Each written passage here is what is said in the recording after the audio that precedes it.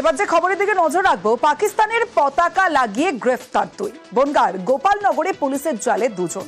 পাকিস্তানের পতাকা লাগানো আর সেই ঘটনাকে গ্রেফতার করা হয়েছে। ধৃত দুজন বনগাঁর আকাইপুরের বাসিন্দা।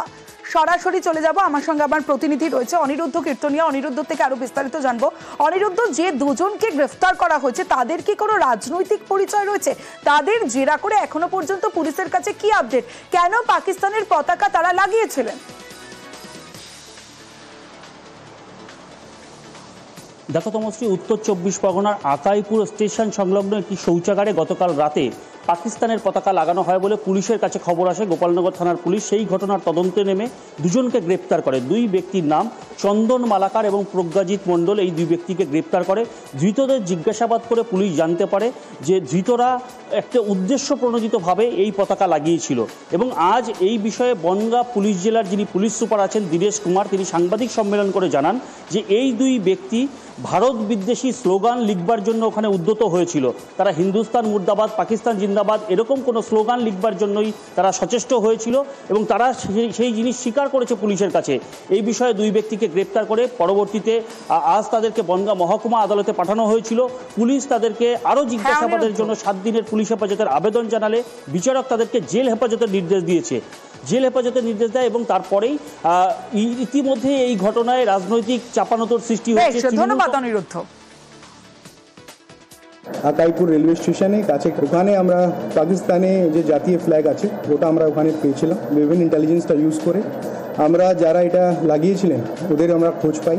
দুজন নাম হচ্ছে, একজন চন্দন মালাকর, একটা নাম হচ্ছে প্রজ্ঞাজিৎ মণ্ডল। ইন্টেনশনালি উনি ওটা কাজ করেছিলেন। এটাও জানা গেছে কি কমিউনাল ডিসহারমনি पैदा করার জন্য ওটা এই কাজটা করতে চলেছিলেন। পুলিশ টাইমলিটা ইনফরমেশন পেয়ে ওদেরকে অ্যারেস্ট করা হয়। আর এটা জানা গেছে যে দুজন যে আছে একটা পলিটিক্যাল পার্টির মেম্বার রয়েছেন আর এরা সনাতনী একটা মঞ্চের সদস্য আছে। এই কেসে আরো কারাগার ইনভলভ আছে, ওটা আমরা দেখছি। এখানে একজন হিন্দু সনাতনী সে যখন পাকিস্তানের পতাকা রাস্তায় লাগিয়ে দিয়ে তার উপর দিয়ে সবাই হাঁটছে, সেখানে উনি দোষের দেখলেন, সেখানে অ্যারেস্ট করলেন। কিন্তু যখন দেশের অবমাননা করা হয়, দেশ বিরোধী কথা বলা হয়, তখন পুলিশ কোথায় থাকে? বিচার মানুষ করবে। এইভাবে হিন্দুদের কণ্ঠরোধ করা যাবে না। সে পুলিশ, তৃণমূল সবাই মিলেই চেষ্টা করছে, কিন্তু এতে কণ্ঠরোধ কখনো হয় না।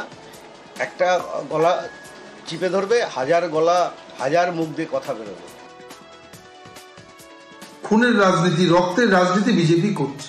আমরা দীর্ঘদিন ধরে এটা বুঝে এসেছি এবং আমরা চেষ্টা করছি ধরার, কিন্তু বিজেপি উপর নেতৃত্ব সূক্ষ্মভাবে এই কাজগুলো করে দাঙ্গা বাঁধিয়ে এরা ভোটের রাজনীতি করছে। পুলিশকে বলেছি এদের পিছনে যারা মদত রয়েছে এই উৎস খুঁজে বের করতে হবে, কারা কারা যুক্ত। শান্ত এলাকা অশান্ত করবার প্রক্রিয়া শুরু হয়েছে, যেহেতু আর সামনের বছর নির্বাচন, সেই কারণে এরা এখন থেকেই মাঠে নেমেছে।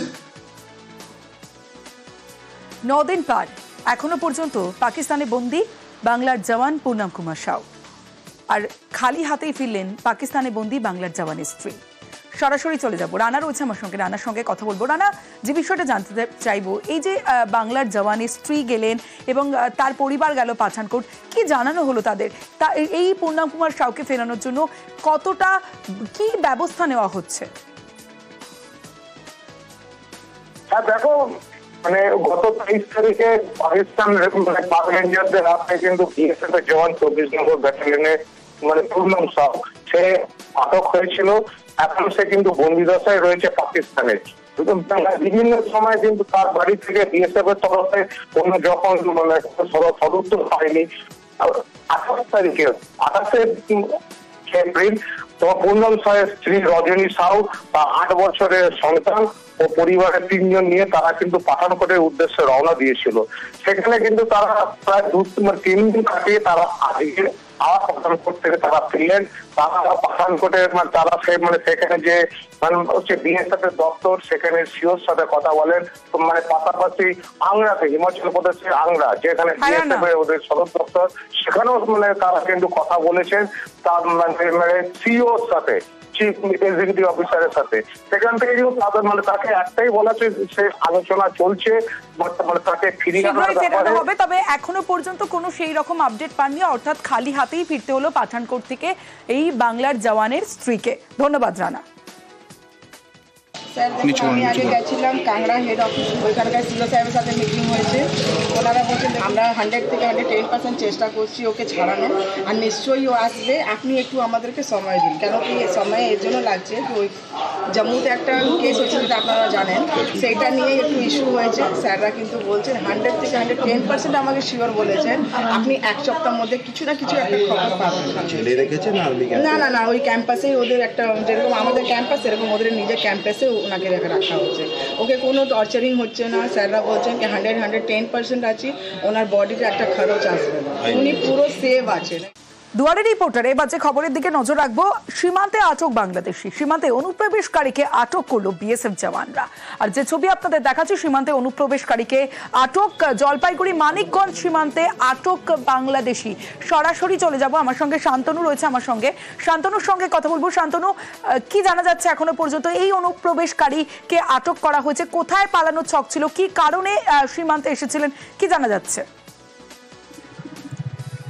দেখো, যেটা বিএসএফ এবং পুলিশ সূত্রে খবর সেটা হচ্ছে ভারত বা বাংলাদেশের যে সীমান্ত রয়েছে, জলপাইগুড়ি যে মানিকগঞ্জ সীমান্ত, সেখানে বেশ কিছু এলাকায় কাঁটাতার বসানো হয়নি এখনো পর্যন্ত। সেই কাঁটাতার ছাড়া যে এলাকা রয়েছে সেখান দিয়ে কিন্তু গতকাল রাতে এই যুবক, বাংলাদেশের নারায়ণগঞ্জের বাসিন্দা ফারিন মোল্লা নামে এই যুবক কিন্তু জলপাইগুড়িতে প্রবেশ করেছিল এবং সেই মানিকগঞ্জ সীমান্ত এলাকা থেকেই কিন্তু তাকে কিন্তু গ্রেপ্তার করে বিএসএফ, এবং বিএসএফ গ্রেপ্তার করার পর পুলিশের হাতে তুলে দিয়েছে। এবং পুলিশ এবং বিএসএফ সূত্রে যেটা খবর, তাকে জেরা করে যেটা জানা গেছে যে এর আগে আজ থেকে 2 থেকে 3 মাস আগে কিন্তু সে ত্রিপুরা সীমান্ত দিয়ে ভারতে ঢোকার চেষ্টা চালিয়েছিল এবং সেটা ব্যর্থ হওয়ার পর এবার মানিকগঞ্জ সীমান্তকে সে টার্গেট করেছিল, যেখানে কাঁটাতার ছিল না সেই এলাকা দিয়ে সে ভারতে ঢোকে এবং তার টার্গেট ছিল কলকাতায় যাওয়া। জলপাইগুড়ি হয়ে তার টার্গেট ছিল কলকাতায় যাওয়া এবং তার জন্যই সে ভারতে ঢুকেছিল। এবং তার মোবাইল ফোন যেটা বাজেয়াপ্ত করা হয়, সেখানে কিন্তু একাধিক নথি উদ্ধার করেছে বিএসএফ।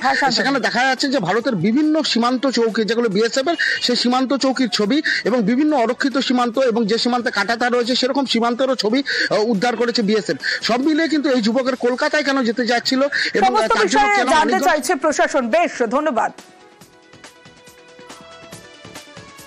সোমবার কালবৈশাখীতে বাসন্তীতে দুর্ঘটনায় বোট, আর 60 ঘন্টা পরেও এখনো উদ্ধার হয়নি বোট, এবং সেই বোটে থাকা যে দুজন, সেই দুজনের খোঁজে এখনো পর্যন্ত তল্লাশি অভিযান চলছে, ডুবুরে নামিয়ে তল্লাশি অভিযান চলছে। আমার সঙ্গে আমার প্রতিনিধি অনুপ বিশ্বাস রয়েছে, অনুপের সঙ্গে কথা বলবো। অনুপ আমার সঙ্গে রয়েছে। অনুপ, এখনো পর্যন্ত কি জানা যাচ্ছে? কারণ এতটা ঘন্টা পেরিয়ে গেছে, উৎকণ্ঠা তো আরো বাড়ছে।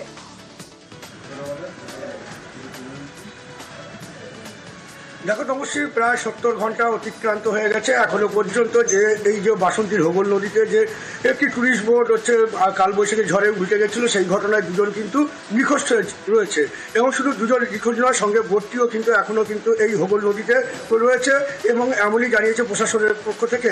সেই ঘটনায় কিন্তু গত সোমবার থেকেই কিন্তু রাত থেকে পুলিশ প্রশাসন, স্থানীয় মানুষজন খোঁজাখুঁজি করলেও কিন্তু সেই হদিশ পায়নি। আজকের অত্যাধুনিক ক্যামেরা নিয়ে হচ্ছে এনডিআরএফ এর টিম, তারা কিন্তু এই নদীতে নামে, হোগল নদীতে। সেখানে কিন্তু সেই হচ্ছে যে বোটটি ডুবে গেছে তার কিন্তু হদিশ পেয়েছে এবং সেই হদিশ পাওয়াতে সেখানে কিন্তু ইতিমধ্যে যেমন এনডিআরএফ এর টিম এবং ডিজাস্টার ম্যানেজমেন্ট এবং বাসন্তী থানার পুলিশ, হচ্ছে ক্যানিং মহকুমার হচ্ছে আধিকারিক, বাসন্তীর বিডিও সাহেব, তারা কিন্তু ইতিমধ্যে তদারকি করছেন বাসন্তীর বিধায়ক শ্যামল মণ্ডল সহ বিভিন্ন জনপ্রতিনিধি।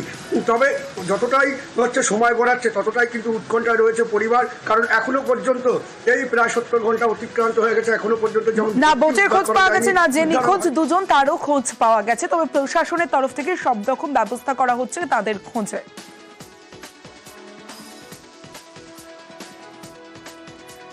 চন্দ্রকোনার দিকে নজর রাখবো। পশ্চিম মেদিনীপুরের চন্দ্রকোনায় সেখানে স্ত্রীকে খুনের হুমকি, আগ্নেয়াস্ত্র দেখিয়ে স্ত্রীকে খুনের হুমকি, এবং ইতিমধ্যেই গ্রেপ্তার করা হয়েছে। আগ্নেয়াস্ত্র সহ গ্রেপ্তার মঙ্গল ভুইয়া সহ আরেকজন।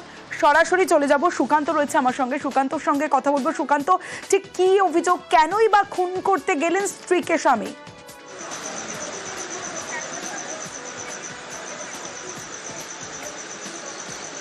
দেখো তমশ্রী, ওই মহিলা অর্থাৎ গৃহবধূ যেটা দাবি করছেন যে স্বামী সন্দেহ করেন যে স্ত্রীর অন্য কারোর সাথে সম্পর্ক রয়েছে। এই নিয়ে কিন্তু বছরের পর বছর ধরে তাদের বিবাদ চলছে, মারধর করেন মাঝে মধ্যেই। এরপরে কখনো তিনি বাপের বাড়িতেও চলে যান না এই অত্যাচার সহ্য করতে পেরে, কিন্তু বারে বারে পুলিশকে জানিয়েও পুলিশ কিন্তু দুজনকে একজোট করে তাদেরকে আবার যাতে করে তারা সংসার করতে পারে তার জন্য পাঠিয়েছে। কিন্তু এরপরে দেখা যাচ্ছে ওই ব্যক্তি সে কিন্তু আগ্নেয়াস্ত্র দিয়ে প্রাণে মেরে ফেলার হুমকি দিচ্ছে। আর এরপরেই কিন্তু চন্দ্রকোনা টাউন থানায় গৃহবধূ অভিযোগ করেন এবং অভিযোগ পেয়ে চন্দ্রকোনা টাউন থানার পুলিশ তারা কিন্তু ওই ব্যক্তি এবং তার বন্ধুকে আগ্নেয়াস্ত্র সহ গ্রেপ্তার করেছে এবং কিভাবে ওই ব্যক্তির কাছে আগ্নেয়াস্ত্র আসলো সেই পুরো তদন্ত শুরু করে দেখছে প্রশাসন। ধন্যবাদ। দুয়ারের রিপোর্টার এবার যে খবরের দিকে নজর রাখবো, মাঝরাতে ফোন করে ডেকে বেধড়ক মার, হাতে চেন জড়িয়ে মারধরের অভিযোগ, যুবকের পেটে ছুরি মারার অভিযোগ নদিয়ার হবিবপুরের পানপাড়া রাঘবপুর এলাকার ঘটনা। সরাসরি চলে যাব, রঞ্জিত রয়েছে আমার সঙ্গে। রঞ্জিত, কারা যুবককে মারধর করলো, কি কারণে মারধর করলো?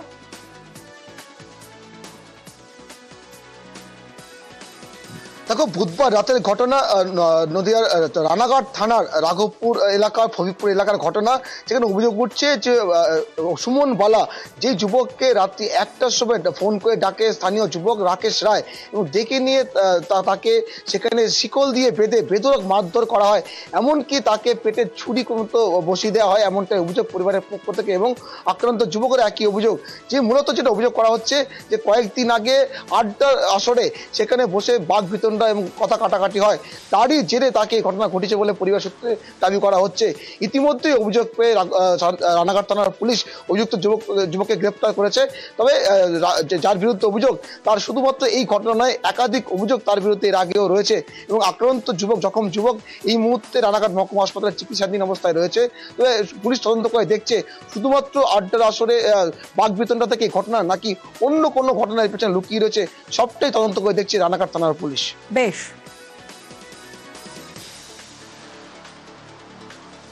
কর্মরত অবস্থায় বুধবার কারখানায় শ্রমিকের মৃত্যু আর ক্ষতিপূরণের দাবিতে বৃহস্পতিবার কারখানার গেটে আটকে বিক্ষোভ শ্রমিকদের। আর শুধু শ্রমিকরা নয়, গ্রামবাসীরাও বিক্ষোভে সামিল হন। সরাসরি চলে যাব, অর্পণ রয়েছে আমার সঙ্গে। অর্পণ, যারা বিক্ষোভ দেখান তাদের কি দাবি?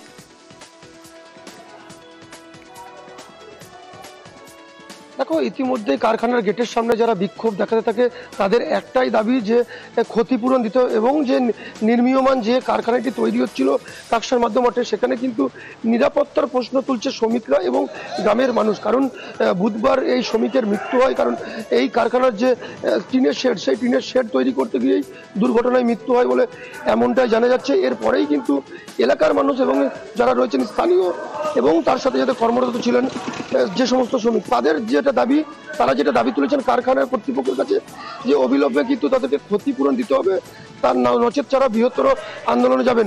ইতিমধ্যেই কিন্তু কারখানা কর্তৃপক্ষের সাথে পরিবার এবং যারা শ্রমিক রয়েছে তাদের একটি বৈঠক হয় এবং এই বৈঠকে কি সিদ্ধান্ত হয় সেটাই এখন জানার বিষয়। বেশ, গতকাল নিউজ 18 বাংলায় আমরা একটা খবর দেখাই। কি খবর? অনিয়ম ঢাকতে প্রমাণ লোপাট, লোহার রডের বদলে বাঁশের উপর ঢালাই। এই খবর আমরা গতকাল নিউজ 18 বাংলায় দেখাই। অঙ্গনওয়াড়ি কেন্দ্রে সেপটিক ট্যাঙ্ক তৈরিতে অনিয়ম, বানারহাটের অঙ্গনওয়াড়ি কেন্দ্রে অনিয়মের খবর দেখানোর পর রাতারাতি প্রমাণ লোপাট। সরাসরি চলে যাব, রকি রয়েছে আমার সঙ্গে, রকির সঙ্গে কথা বলবো। রকি, গতকাল আমরা এই খবর দেখেছিলাম, রাতারাতি প্রমাণ লোপাট, কি হয়েছে? তোমাকে বলে রাখতে চাইবো, বানাহাট ব্লকের অন্তর্গত সাকুয়াঝোড়া 1 নং গ্রাম পঞ্চায়েতের গঙ্গানগর কলোনিতে একটি আইসিডিএস সেন্টারে সেখানে নির্মাণ কাজ চলছিল এবং সেখানে একটি সোপ ট্যাঙ্কির যে উপরের কাভার সেটি ঢালাই দেওয়া হয়েছিল প্লাস্টিক এবং শুধুমাত্র বাঁশের লাঠি লাগিয়ে। এর ফলে কিন্তু সেই একদিনের মধ্যে সেটি ভেঙে যায় এবং স্থানীয় বাসিন্দারা কিন্তু বিক্ষোভ দেখায়। এরপর গতকাল রাতেই কিন্তু আমরা খবর যখন সম্প্রচার করি, তারপরে এই তড়িঘড়ি রাতের অন্ধকারে প্রমাণ লোপাট করার জন্য কিন্তু সেই সেপটিক ট্যাঙ্ক মাটি দিয়ে ভরে দেওয়া হয়। আর খবর সম্প্রচার হইতেই জেলা প্রশাসন কিন্তু নড়েচড়ে বসেছে। আজ সে এলাকা পরিদর্শনে আসেন জলপাইগুড়ি জেলার জেলা ইঞ্জিনিয়ার এবং সেখানকার যে নির্মাণ সহায়ক রয়েছে তাকে নিয়ে সেই এলাকা পরিদর্শন করেন এবং সাধারণ মানুষের সঙ্গে কথা বলেন এবং ইন্সপেকশন করার পর স্থানীয় বাসিন্দারা জানান সমস্ত কিছু তারা শুনেছেন এবং এই ঘটনা গোটা বিষয়টি পর্যালোচনা করে ব্যবস্থা নেওয়ার আশ্বাস দিয়েছেন।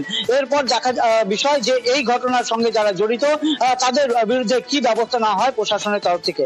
তমশ্রী, বেশ, এই জায়গায় আগে যেরকম ছিল ঠিক সেরকম ভাবে ওরা আবার মিশিয়ে দিয়ে সব উঠাই নিয়ে চলে গেছে। ওই ইট টিটগুলো আগের দিন করলো, কি কাজ করলো, ওই বাঁশ বুস দিয়ে প্লাস্টিক দিয়ে ঢালাই করছে, তারপর তো সব ভেঙে টেঙে গেছে। তারপর এখন দেখছি দিনের বেলা আসে যে সকাল থেকে দেখি আসে নেই, সব উঠে নিয়ে চলে গেছে। সবার স্বার্থে কাজটা যাতে অঙ্গনওয়াড়ি সেন্টারে খুব ভালো সুন্দরভাবে কাজটা হয়। গতকাল ছিল কি ওই ভাঙাচোড়ায় সেফটি ট্যাঙ্কি ছিল, দেখা যাচ্ছিল পাশ দিয়ে পরিপূর্ণ ছিল। বালিপথর যখন ফেলে দিয়েছে আমি ফোন করে জিজ্ঞাসা করলাম কার বালিপথে পড়ছে, এটা তোমার এই জলের সব ট্যাঙ্কি তৈরি হবে ওই জন্য এটা ফেলানো হয়েছে। হয়তো কাজটা ভালো হয় না, জনসাধারণ দেখছে অপছন্দ কাজটা, যার জন্য ভেঙে দিয়েছে বা এই কিছু হতে পারে। বসিরহাট পুরসভার তৎপরতায় বন্ধ হলো বেআইনি নির্মাণ। বেআইনি নির্মাণ বন্ধ হলো পুরসভার তৎপরতায় বন্ধ বেআইনি নির্মাণের খবর পেয়ে অভিযান বসিরহাট পুরসভার 11 নম্বর ওয়ার্ডে বেআইনি নির্মাণের অভিযোগ। সরাসরি চলে যাব, আমার সঙ্গে আমার প্রতিনিধি অনুপম সাহা রয়েছে, অনুপমের সঙ্গে কথা বলবো। অনুপম, যে বিষয়টা তোমার কাছে জানতে চাইবো, এই যে পুরসভার তৎপরতা অভিযোগ পেয়ে নির্মাণ বন্ধ করে দেওয়া হলো, কিন্তু যেই নির্মাণ করছিল তার বিরুদ্ধে কি কোনো ব্যবস্থা নেওয়া হলো?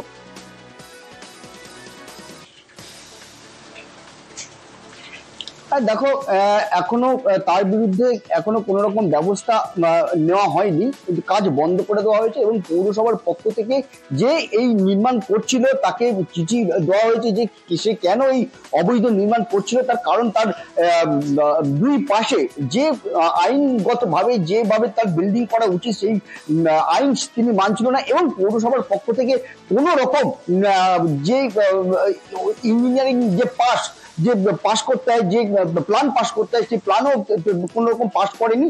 এই নিয়ে তাকে চিঠি করা হয় এবং কাজ বন্ধ করে দেওয়া হয় এবং যে এই বিল্ডিং তৈরি করছিল তিনি পৌরসভার সঙ্গে যোগাযোগ করেছে, তিনি ইতিমধ্যেই জানিয়েছে যে পৌরসভার সঙ্গে তিনি যোগাযোগ করবেন এবং পরবর্তী সময় তিনি যে আইনানুগভাবে যে সিস্টেম আছে সেই সিস্টেম অনুযায়ী সবকিছু কাগজপত্র রেডি করে তারপরে তিনি আবার এই বিল্ডিং এ হাত দেবেন।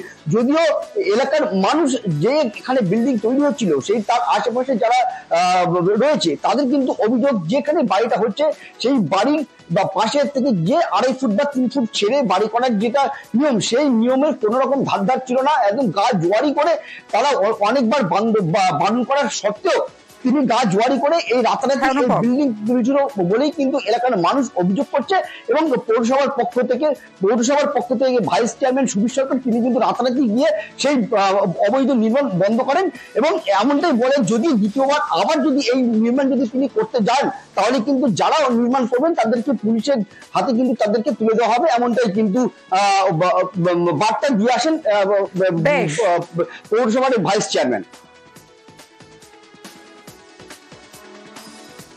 আপনি জমি কিনেছেন, সেই জমিতে আপনি বাড়ি করছেন, কিন্তু তাতেও শান্তি নেই।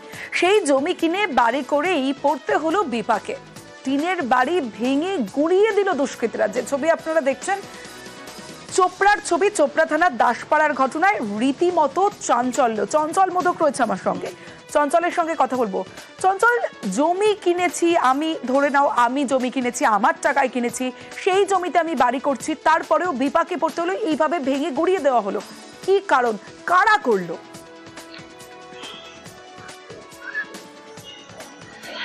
দেখো, এমনটাই অভিযোগের ঘটনায় কিন্তু এলাকা চাঞ্চল্য ছড়িয়ে পড়েছে। তবে তোমাকে জানিয়ে রাখি যে চোপড়া থানা দাসপাড়া গ্রাম পঞ্চায়েতের খাটাখোয়া এলাকার বাসিন্দা নূর আলম তিনি কিন্তু সেই এলাকারই বাসিন্দা জামশেদদের কাছ থেকে কিন্তু জমি কিনেছিলেন এবং জমি কেনার পরে কিন্তু প্রায় 2 বছর হয়ে গেল সেই জমিতে মাটি ভরে নতুন করে বাড়ি করেছেন এবং সেইখানে কিন্তু বসবাস শুরু করেছেন তার স্ত্রীকে নিয়ে। কিন্তু জামশেদ জানতেন না যে নূর আলম জানতেন না যে জামশেদ এবং তার যে শরিকি রয়েছে যে সুফিয়ান, আবু সুফিয়ান, তার সাথে কিন্তু দীর্ঘদিন দীর্ঘদিন ধরে ওই জমি নিয়ে কিন্তু একটা বিবাদ চলছিল। সেই বিবাদের কথা কিন্তু জানতেন না, টাকা পয়সা দিয়ে জমির কাগজপত্র সঠিক থাকাতে তিনি কিন্তু নির্বিঘ্নে কিন্তু সেই জমিটা কিনেছিলেন, কিন্তু জানেন না যে তার এই জমিতে কিন্তু বিবাদ রয়েছে।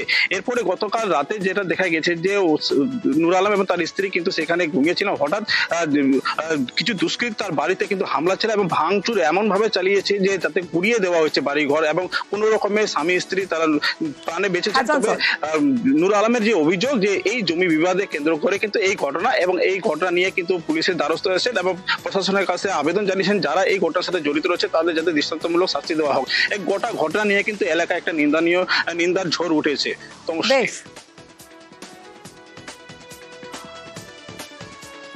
এবার বসিরহাটের 6 নম্বর ওয়ার্ডের ছবিটা দেখাবো আপনাদের। সরকারি হাইড্রেন, আর সেই হাইড্রেন দখল করে নির্মাণ তৈরি হচ্ছে। কি তৈরি হচ্ছে? দোকান ঘর তৈরি হচ্ছে। বসিরহাট 6 নম্বর ওয়ার্ডের যে ছবি আপনারা দেখছেন, নিকাশি নালা বন্ধ করে আর এই যে অবৈধ নির্মাণ, তার ফলের ছবিটা দেখছেন। বিভিন্ন জায়গায় নিকাশি নালা বন্ধে জল জমার একটা আশঙ্কা রয়েছে। পুরসভা নির্দেশ দিয়েছিল, কিন্তু তারপরেও বন্ধ হয়নি কাজ। অনুপম সাহা রয়েছে আমার সঙ্গে।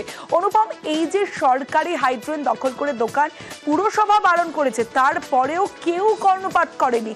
কেন করেনি? কতটা প্রভাবশালী যে পুরসভার কথাও কানে গেল না, তারপরেও সেই নির্মাণ হচ্ছে?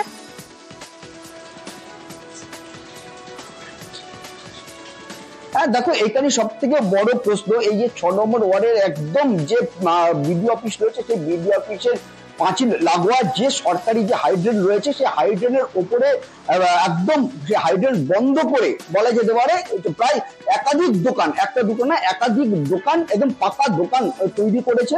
এবং এই দোকানগুলো যখন তৈরি হচ্ছিল তখন কিন্তু বসিরহাট পৌরসভার যিনি চেয়ারম্যান রয়েছে তিনি কিন্তু তাদেরকে বারণ করেছিল, চিঠি দিয়েছিল। এই যে 6 নম্বর ওয়ার্ডের যে কাউন্সিলর তিনি তাদেরকে বারণ করেছিল, কিন্তু তাদের কোনো কথার কোনো রকম কর্ণপাত না করে এক প্রকার বলা যেতে পারে গা জোয়ারি করে তারা কিন্তু এই বিল্ডিং গুলো কনস্ট্রাকশনটা কিন্তু তৈরি করছিল। এরপরে বসিরহাট দক্ষিণে যিনি বিধায়ক, সেই বিধায়ক এবং পৌরসভার যিনি চেয়ারম্যান এবং এখানে 6 নম্বর ওয়ার্ডের কাউন্সিলর, তাদেরকে তারা একদম লিখিত এসডিও অফিস এবং থানাকে তারা জানানোর পরে আজকে যখন সেখানে আবার কাজ হচ্ছিল তখন বসিরহাট থানার পুলিশ ঘটনাস্থলে যায় এবং যারা এই নির্মাণ কার্য করছিল তাদের ভেতরে 4 জনকে বসিরহাট থানার পুলিশ আটক করেছে এবং পরে নির্দেশ দিয়ে এসেছে ওইখানে যদি সেই পুনর্নির্মাণ যদি হয় তাহলে যারা করবে তাদেরকে আবার আটক করবে এবং যারা ওই বিল্ডিং গুলো করেছে তাদেরকে ওই বিল্ডিং ভেঙে নিয়ে পুনরায় যে হাইড্রেনটা রয়েছে সেই হাইড্রেন পুনরায় আবার ড্রেনে পরিণত করার কিন্তু নির্দেশ দিয়ে এসেছে। যদিও কতটা এই কার্যকারী হয় সেদিকে আমরা আমাদের যেমন নজর থাকবে তেমন নজর থাকবে বসিরহাটের বাসীর। তার কারণ এই হাইড্রেন যদি কোনো রকম বন্ধ হয়ে যায় তাহলে শুধু 6 নম্বর ওয়ার্ড না, বেশ কয়েকটি ওয়ার্ডের কিন্তু জলমগ্ন হবে বর্ষাকালে। সেই জন্য কিন্তু এলাকার মানুষ চাইছে যে হাইড্রেনটা আগে যেমন ছিল তেমনই হাইড্রেন থাকুক। বেশ,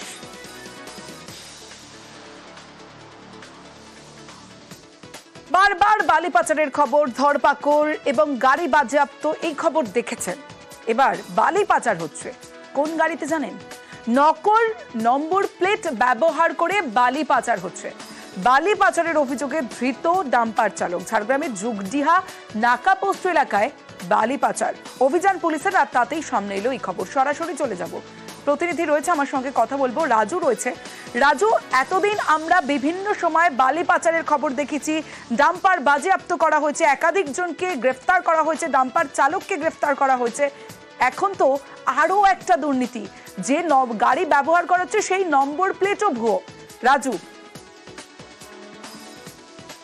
দেখো, তো অবশ্যই প্রথমত বলে রাখি, পুলিশের কাছে বারংবার অভিযোগ আসছিল পশ্চিম মেদিনীপুরে এখান থেকে যে বালিগুলি, মূলত ঝাড়খণ্ড থেকে যে বালি পশ্চিম মেদিনীপুরের বিভিন্ন প্রান্তে যাচ্ছিল, সেই সমস্ত গাড়ি নথিপত্র নিয়ে সন্দেহ ছিল। সেক্ষেত্রে পুলিশ যুগডিহাতে নাকা চেকিং করছিল। সেই সময় তাদের কাছে যে অভিযোগ এবং যে গাড়ির নাম্বার প্লেট, সেই নাম্বার প্লেটই একদম নকল নাম্বার প্লেট লাগিয়ে নকল চালান দেখিয়ে সেই গাড়িতে করে দেদার বালি পাচার হচ্ছিল। আর এই বালি পাচারের ঘটনায় পুলিশ গতকাল রাতেই গাড়ি সহ চালককে গ্রেপ্তার করেছে। ইতিমধ্যে যেটা প্রশ্ন উঠছে যে পশ্চিম মেদিনীপুরে যে সমস্ত জায়গায় বালি যাচ্ছে সেই সমস্ত গাড়ির নথিপত্র নিয়ে প্রশ্ন রয়েছে। ঠিক তেমনই আবার যে গাড়িগুলোতে এই বালি পাচার হচ্ছে সেই গাড়ির যে নাম্বার প্লেট, সেই নাম্বার প্লেট কি তাহলে নকল রয়েছে? এমন ভাবেই কি এখন নতুন রণকৌশল নিচ্ছেন বালি পাচারকারীরা? মূলত বালি মাফিয়া যারা রয়েছে তারা বিভিন্ন জায়গায় বিভিন্ন রকম ভাবে বালি দৌরাত্ম চালায়। এবার পুলিশের হাত থেকে বাঁচার জন্য তারা নতুন রণকৌশল নিচ্ছে, এমনটাই মনে করছে পুলিশ প্রশাসন। ইতিমধ্যে সেই ব্যক্তিকে আজ আদালতে পেশ করা হয় এবং তার জেল হেফাজতের নির্দেশ দেওয়া হয়েছে এবং পুলিশ আরো কড়াকড়ি নজরদারি রাখছে যাতে এভাবে নকল গাড়ির নাম্বার প্লেট, নকল চালান দিয়ে এভাবে দেদার বালি না পাচার হয়। ঠিক। এবার আলিপুরদুয়ারের ছবিটা দেখাবো আপনাদের। নদী ভাঙনে আতঙ্ক, ক্রমশ পার ভাঙছে ধারসি নদীর। আতঙ্কে শামুকতলা বস্তির বাসিন্দারা। বর্ষার আগে বাঁধ মেরামত না হলে নিশ্চিহ্ন হয়ে যাবে পুরো বস্তি। সরাসরি চলে যাব, আমার সঙ্গে আমার প্রতিনিধি রাজকুমার রয়েছে। রাজকুমার, স্বাভাবিকভাবেই বর্ষা আসছে, বৃষ্টির দিন আসছে, যদি এইভাবে ভাঙন রোধ করা না হয় তাহলে তো সত্যিই সমস্যায় পড়বেন বাসিন্দারা। কোথায় যাবেন তারা? কি ব্যবস্থা করা হচ্ছে প্রশাসনের তরফ থেকে?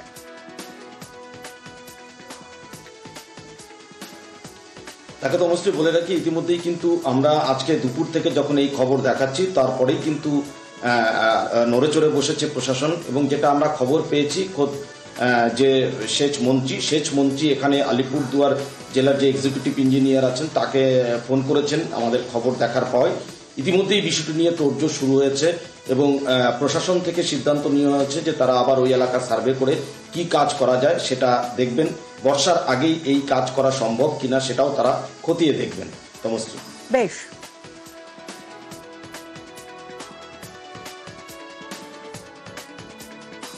একটা ছবি দেখাই আপনাদের। প্রথমে ছবিটা দেখুন, একটা সাঁকোর ছবি দেখাবো।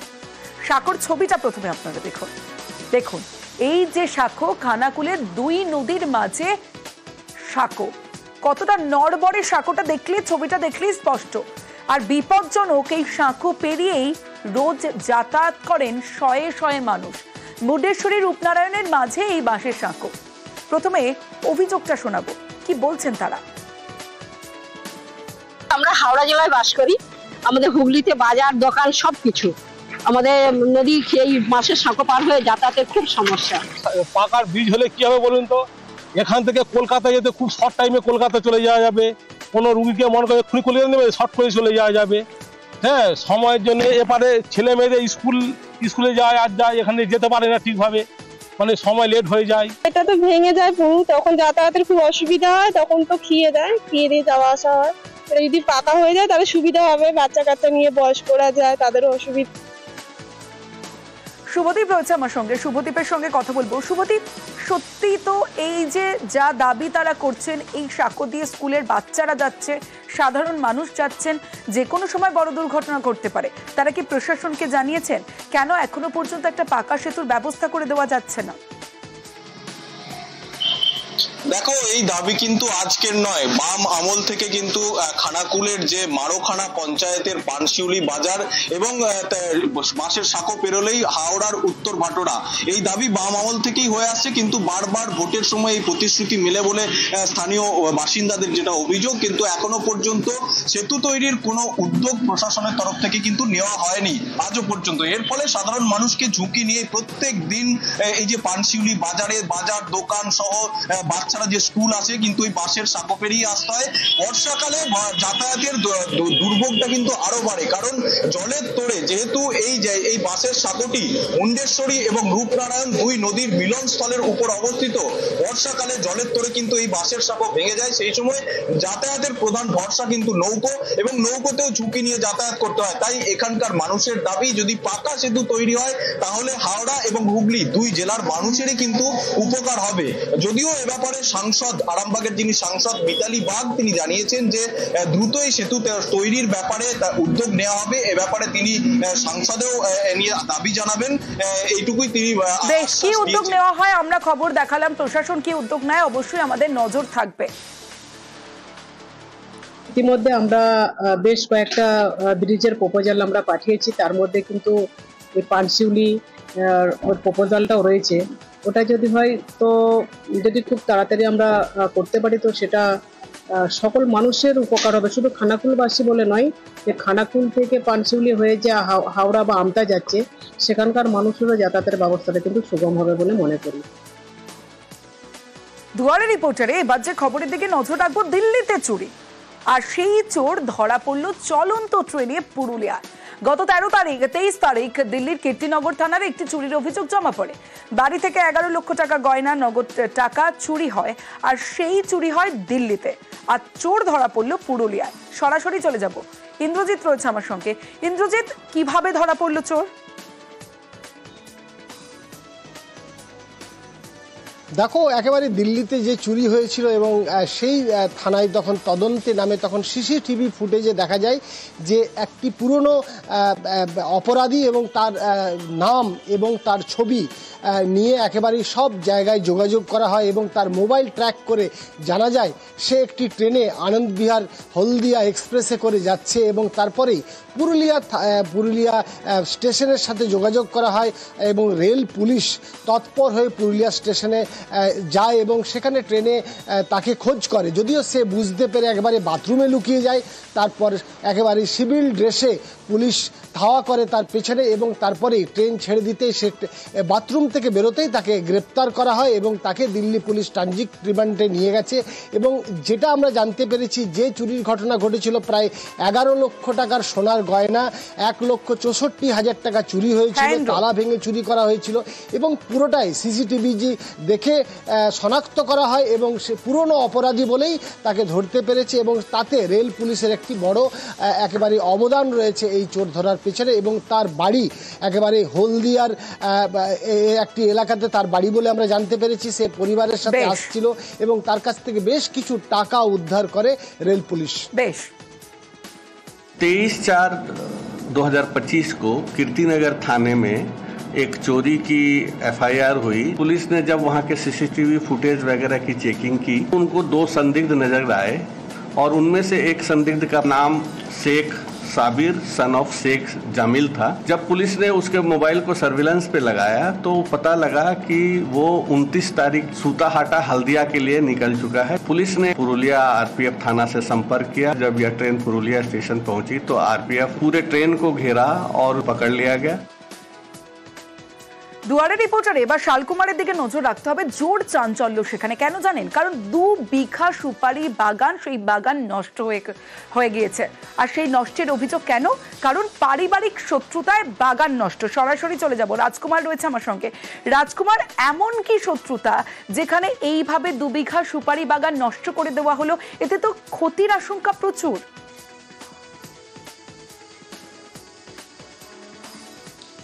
একদমই তমশ্রী, দেখো মানে ক্ষতি মানে কয়েক লক্ষ টাকার ক্ষতি হয়েছে এবং সব থেকে বড় বিষয় যে ক্ষতিটা করা হয়েছে সেটা একটা একেবারে তরতাজা গাছ।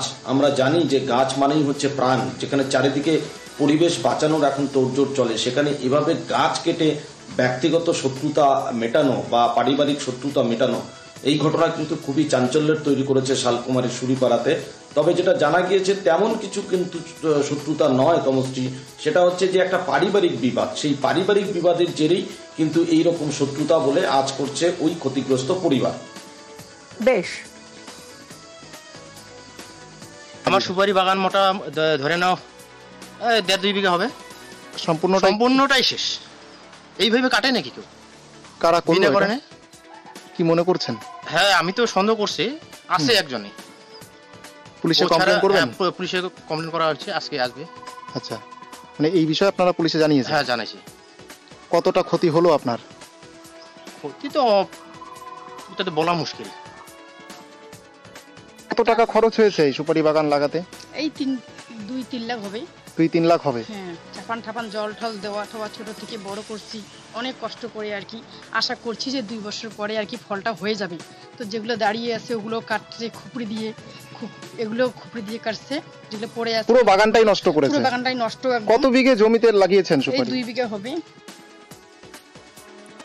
আজ দুয়ারে রিপোর্টারের সবশেষে একটা মন ভালো করা ছবি আপনাদের দেখাবো। নিয়ে যাব সান্দাকফুতে। অসময়ের বরফ, আর সেই বরফে ঢাকলো সান্দাকফু। মে মাসের প্রথম দিন পয়লা মের দিনেই সান্দাকফুতে ঠিক এই ছবিটাই ধরা পড়ল। যতদূর চোখ যায় ততদূর শুধু সাদা আর সাদা। সরাসরি চলে যাব, বিশ্বজিৎ মিশ্র রয়েছে আমার সঙ্গে। বিশ্বজিৎ, আজ যারা যারা সান্দাকফুতে গিয়েছেন পর্যটকরা, স্বাভাবিকভাবেই তারা যে খুশি উচ্ছ্বসিত তা বলাই বাহুল্য। দেখো, একেবারেই বলাই বাহুল্য, কারণ এই ছবি কিন্তু খুব সম্প্রতি সময়ে দেখাই যায়নি। এই মে মাসের প্রথম দিনে একেবারে সান্দাকফুতে এই তুষারপাত একেবারে বেনজির ঘটনা। মূলত বিগত কিছু বছরের ইতিহাস ঘাটলে কিন্তু এই মে মাসে কখনো তুষারপাতের ছবি দেখেনি সান্দাকফু। আর মে মাসের প্রথম দিনে এই সান্দাকফুতে সাদা বরফের চাদর ঢেকে পড়ায় কার্যত আপ্লুত পর্যটকরা। দেশ বিদেশের প্রচুর পর্যটক সান্দাকফুতে আসেন মূলত সানরাইজ সহ বিভিন্ন কারণে। আর সেখানে যদি বরফ পাওয়া যায় তাহলে মজাই কিন্তু আলাদা। আর সেই মজাই নিচ্ছেন দেশ বিদেশের পর্যটকরা। যতদূর চোখ যাচ্ছে শুধু সাদা বরফে ঢাকা, আর এতেই আনন্দ হচ্ছে এই সান্দাকফু এলাকায়। কার্যত আনন্দে কিন্তু বরফ নিয়ে খেলা করছেন এবং পারদ যে ধীরে ধীরে নিচু নামছে তাও কিন্তু আনন্দে আপ্লুত হচ্ছেন এখানকার পর্যটকরা। এবং সান্দাকফুতে এই মে মাসের এই বরফ পড়ায় কার্যত কিন্তু খুশির হাওয়া ছড়িয়েছে পর্যটন মহলেও। ধন্যবাদ বিশ্বজিৎ।